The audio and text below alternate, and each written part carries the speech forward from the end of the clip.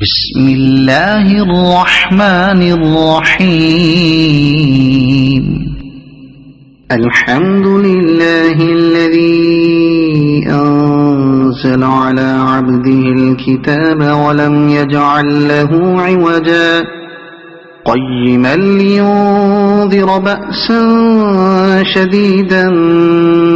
من لدنه ويبشر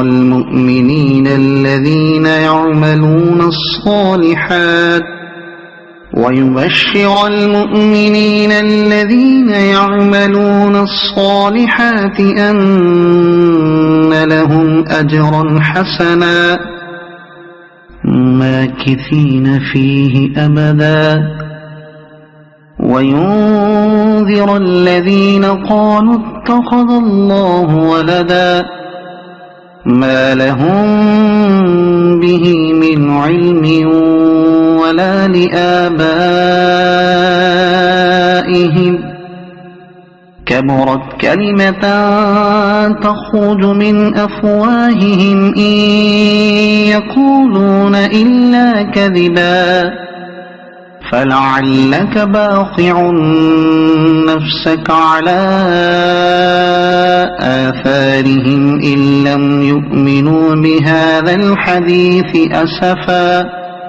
إنا جعلنا ما على الأرض زينة لها لنبلوهم أيهم أحسن عملا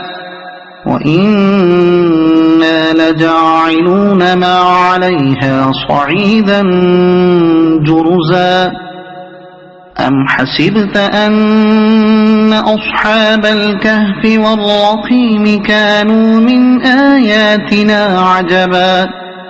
إذ أوى الفتية إلى الكهف فقالوا ربنا آتنا من لدنك رحمة وهيئ لنا من أمرنا رشدا